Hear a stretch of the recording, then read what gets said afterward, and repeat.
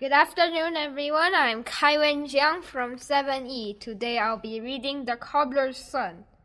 The cobbler said goodbye to his 3 sons, then trudged down to the mountainside to the village below.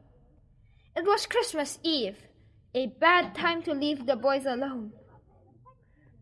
But there were soldiers in the village, home from the war, and the cobbler hoped that mending the soldiers' boots might help fill his empty cupboards and the bare place under the tree where the presents should have been. "Do not let anyone in, no matter what they say," he warned the boys, and they nodded their heads as they had done so many times before. Once their father has gone, they tucked themselves into their one wide bed. There was nothing to eat after all, no new toys to play with, so they hoped that in their dreams, at least, they might have a happy Christmas. However, that was not to be, for as they tried to fall asleep, the wind began to blow. The tree branches scratched against the windows, and the wooden shutters clapped like hands against the walls. Frightened, the boys pulled the blanket right up to their nose, and that's when they heard the knock. "It was the shutters," said the middle brother. "It was the trees," said the youngest. "It was a knock," said the oldest brother. "I'm sure of it." And he climbed out of bed and peeped out the window to see who was there. "It's a man, a little man," he said, "with pointy ears and a big bulb of a nose.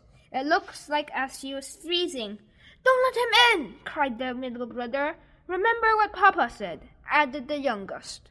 But again the oldest brother was sure himself, maybe too sure. "I can't let him freeze." "Not on Christmas Eve," and he opened the door and let the stranger in. "What kept you?" the little man shouted. "Didn't you see me freezing out there? Where's the hot cocoa, the warm fire, the steaming bowl of soup? This is no way to treat a guest." The 2 youngest brothers looked at one another, puzzled. The man did not seem grateful at all.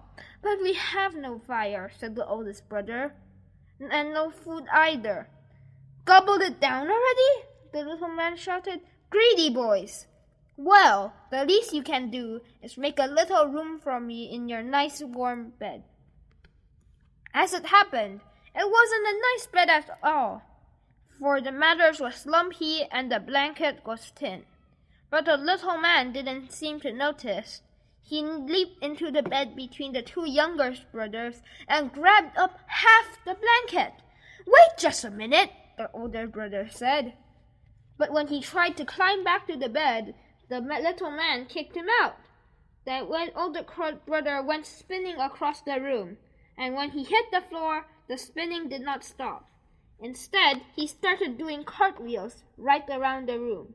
He couldn't help himself, and he was about to cry for help when he noticed that fresh oranges and chocolates and other sweets came tumbling out of his pockets every time he turned upside down.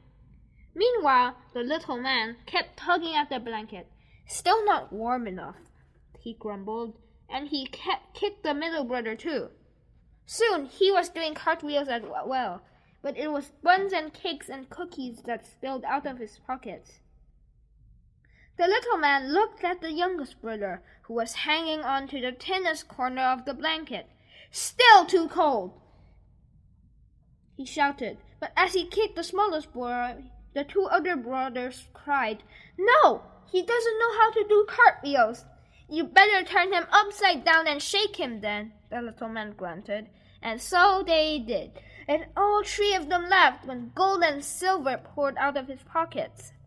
The floor was covered now with cakes, cooked sweets, and coins. But when the boys turned to thank the strange little man, he was gone. It wasn't long before their father returned home, his arm full of food and presents he brought with the boot-mending money. He thought his boys would be surprised, but it was the cobbler who was shocked instead. "Where does all of this came from?"